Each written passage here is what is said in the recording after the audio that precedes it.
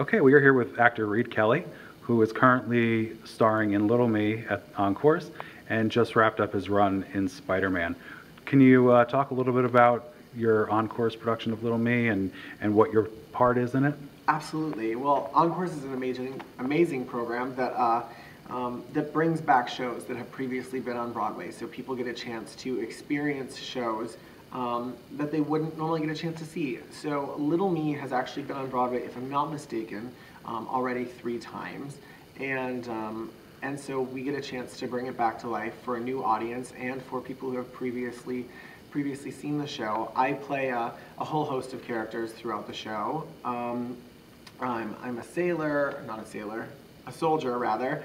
I'm a soldier, and I'm a party goer, and just I'm a rich kid that lives up on the bluff, which would make sense. But basically, I'm one of the characters that helps establish this world for Belle Poitrine as she tells the story of her life, kind of in a flashback. So it's great. You've got Christian Borle in there, who I recently worked with on Smash, and Rachel York is in there playing Belle Poitrine as the younger Belle, and then Judy Kay plays Belle Poitrine looking back on her life. So it's an incredible cast of characters that I just feel privileged to be in there with. So why don't you talk a little bit about when you decided you wanted to become a professional actor, dancer, all that kind of thing, because obviously SpiderMan was a very dancey show.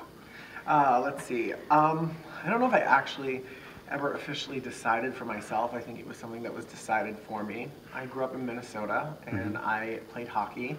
As a lot of people know, I got a head injury. It was a concussion, and they told me I needed to take some time off contact sports.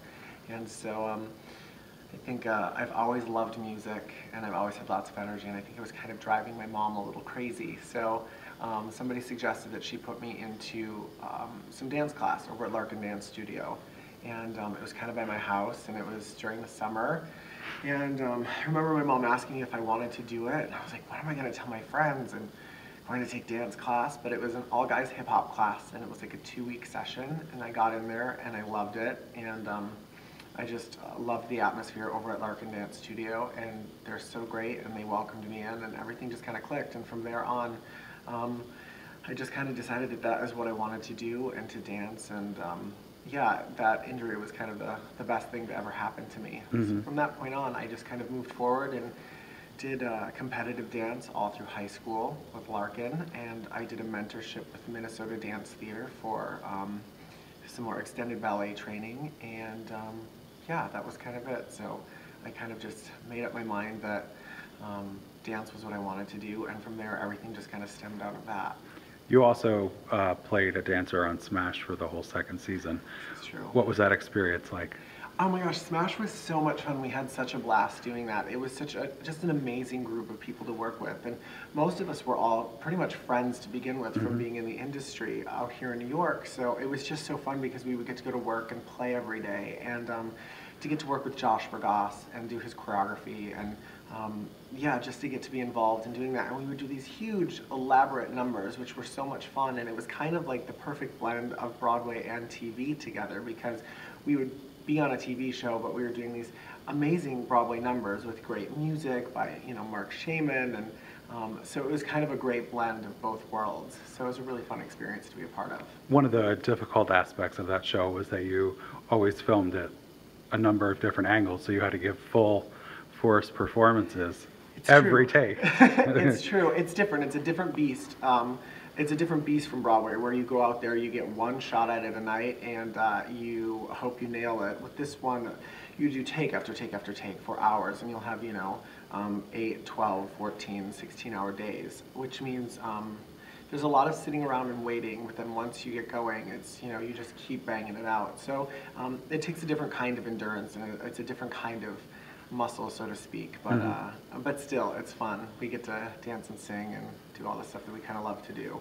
Now, is there something you're going to focus on now, particularly now that SpiderMan is closed?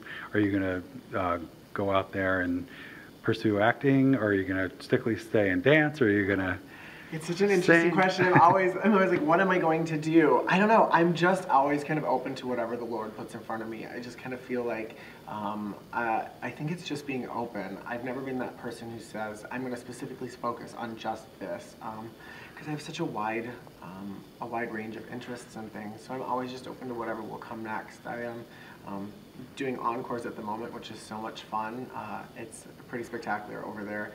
Working with Christian Borle, again from Smash, and the talented Rachel York and Judy Kay, and it's just so much fun. So I'm so grateful for that opportunity too. And then I have some things that are coming up that I can't exactly talk about yet, but things to be interested. Well, then why did you do this interview today? Why didn't you wait? But we'll see. But yeah, I've always just kind of been open to whatever kind of comes my way, just being open to opportunity. And now, how long does your Encores performance last?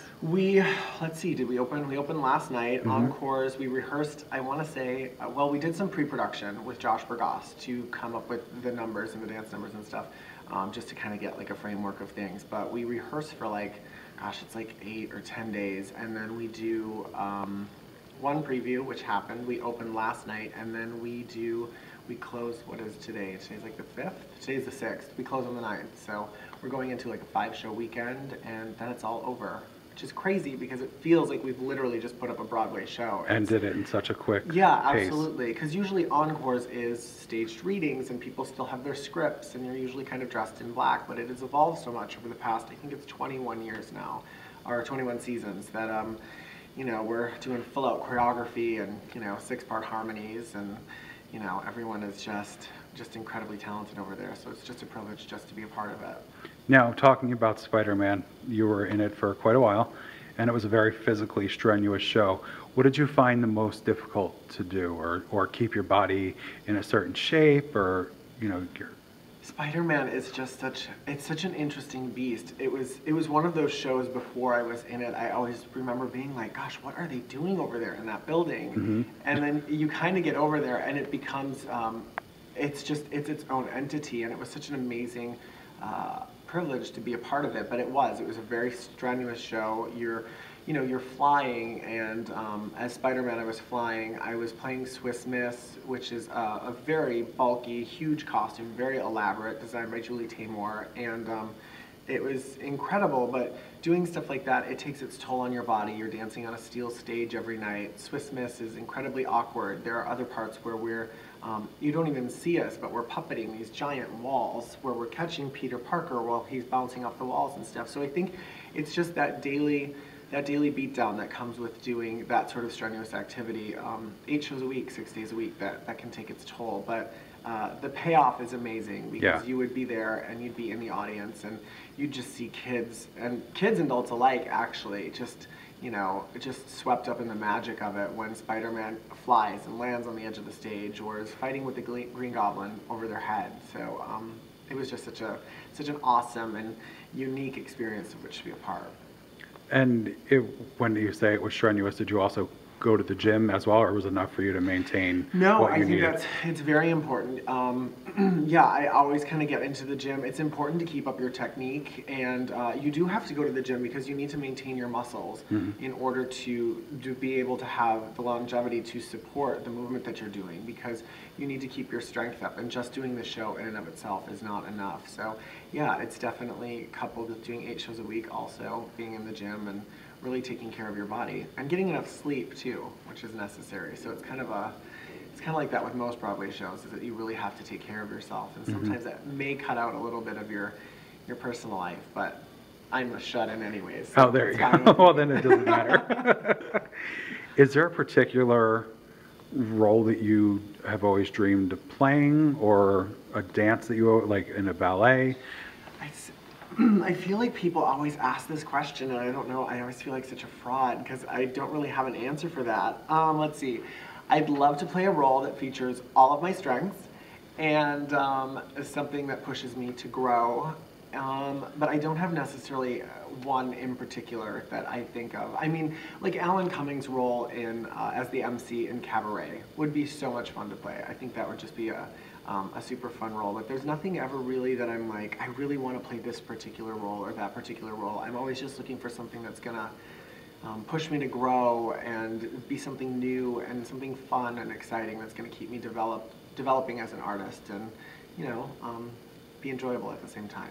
Well, we can always try and get rid of him before it comes back, and I you love could go Alan. into the. I couldn't you do couldn't, that. But not even to further your career. What kind of actor are you? Not that kind of actor. Oh, well, that's good to hear. I wish Alan nothing but the best, because he's so sweet and he's incredible. I actually saw him do it the first time. I think I was like 15, and I told Alan about it. I was like, I can't wait to come back and see you do it, because I was sitting at one of the cabaret tables when he did it the last time. So, who were some of your idols growing up that led you to pursue your career?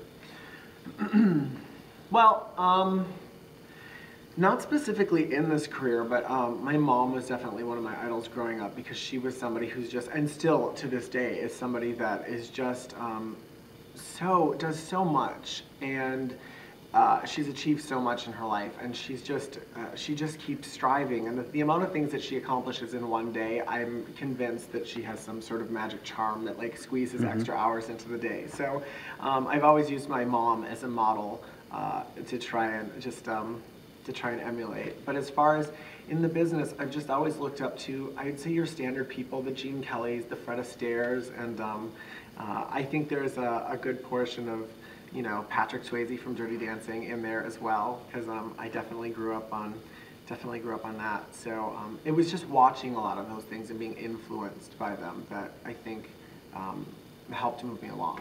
On the flip side of that, what does it feel like that people who went to see Spider-Man, the kids and people who were in their teenage years and want to emulate your career of what you've done, what does that feel like?